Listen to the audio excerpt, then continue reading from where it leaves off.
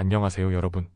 오늘의 흥미로운 영상 내용은 거대한 연금, 슈퍼마이크로, 팔란티르, 타겟 주식 매수, 칩틀레 매각 그리고 중국의 새로운 무역 전쟁 전략, 미국 기술 기업을 겨냥하다에 관한 것입니다. 우선 좋아요, 버튼을 누르고 채널 구독 및 알림 설정도 잊지 마세요. 여러분의 관심과 지지가 저희에게 큰 힘이 됩니다. 첫 영상은 월스트리트 저널 WSJ에서 보도한 최신 기사 내용을 바탕으로 한국국민연금 MPS의 주요 주식 투자 움직임을 분석해 보겠습니다. 이 연금은 전 세계에서 가장 큰 공적 연금 중 하나로 시장에서 영향력이 상당한데요. 최근 슈퍼마이크로, 팔란티르, 타겟을 매수하고 칩틀레를 매각했다고 합니다. 과연 어떤 의미가 있을까요? 첫째, 국민연금, 슈퍼마이크로 주식 신규 매수. 슈퍼마이크로, SMCI AI 데이터 센터 관련 서버 제조업체 2024년 한 해 동안 주가 300% 상승 후 하락, 4분기 국민연금이 약 95만 주 신규 매수. 슈퍼마이크로는 AI 산업붐 덕분에 주목받았지만 공매도 기관인 덴버그 리서치의 부정적 보고서 이후 급락했습니다. 나스닥 상장 유지 문제가 있었지만 회사가 적극적으로 해결하며 반등하고 있습니다. 국민연금이 이 시점에서 매수한 것은 AI 서버 시장의 장기 성장성을 보고 투자한 것으로 해석됩니다. 둘째, 팔란티르, 주가급 등에도 추가 매수.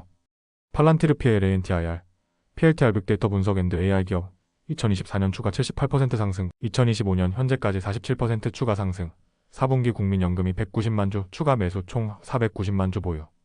팔란티르는 최근 S&P 500과 나스닥 팩 지수에 편입되며 인지도가 급상승했죠. 이런 이유로 기관 투자자들의 관심이 커졌고 국민연금도 추가 매수한 것으로 보입니다. AI 데이터 분석 기업으로서 정부 및 기업 고객을 확보하고 있는 점이 긍정적 투자 포인트입니다. 셋째, 타겟 TGT, 주가 하락에도 추가 매수. 타겟 TGT 2024년 주가 5% 하락, 2025년 들어 2.8% 추가 하락, 4분기 국민연금이 48만 주 추가 매수, 총 150만 주 보유, 2023년 3분기 실적 부진으로 주가 폭락 마이너스 22%. 타겟은 소비 둔화와 공급망 문제로 어려움을 겪고 있지만 1월에 발표된 연말 쇼핑 시즌 매출이 개선되면서 반등 가능성이 보이고 있습니다. 국민연금은 주가가 저평가되었다고 판단하고 저가 매수에 나선 것으로 분석됩니다. 넷째, 칩틀레 CMG 4분기에 대규모 매각.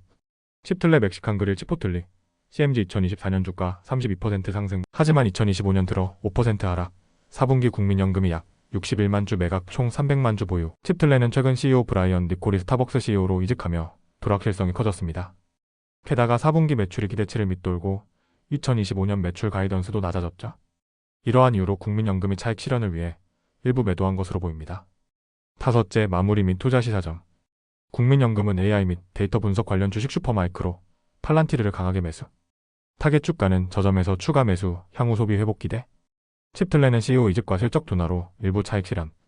국민연금의 투자 움직임을 보면 AI 관련주에 대한 기대는 여전히 높고 소비재 주식은 선별적으로 접근하는 전략을 보이고 있습니다.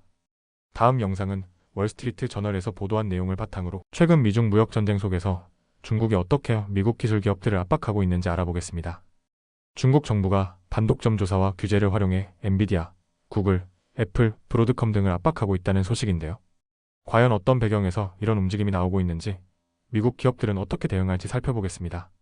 첫째, 중국 엔비디아와 구글을 겨냥한 반독점 조사. 중국 정부 미국 기술 기업 압박 강화. 엔비디아와 구글에 대한 반독점 조사 공식 발표.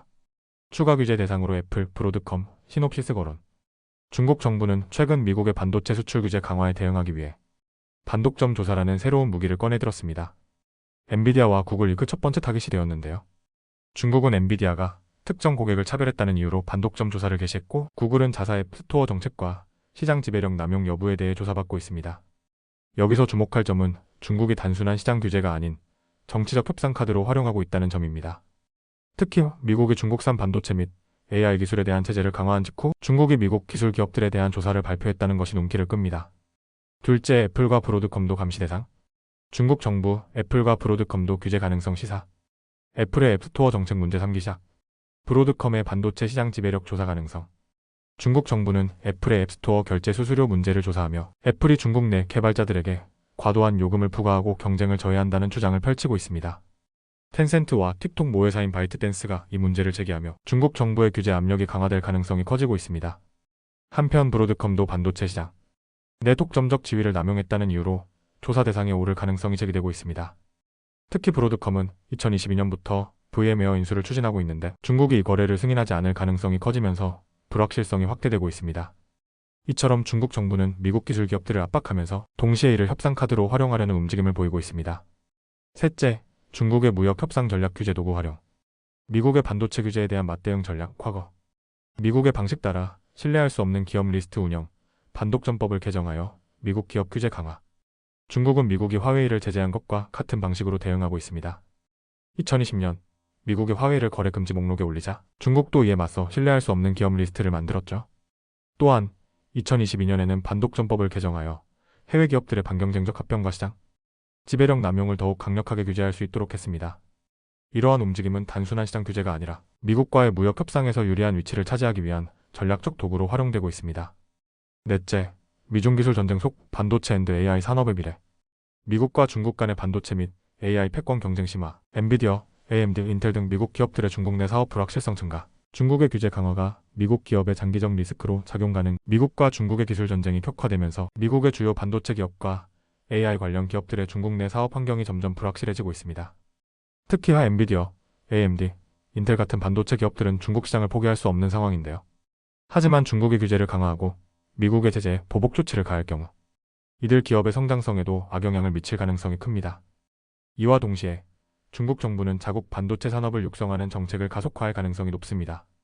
과연 미중 기술 패권 경쟁이 앞으로 어떤 방향으로 전개될까요? 오늘은 여기까지입니다. 다음 영상에서 더 유익하고 흥미로운 내용으로 찾아뵙겠습니다. 이 영상은 투자 의견이 아닙니다. 매우 감사합니다.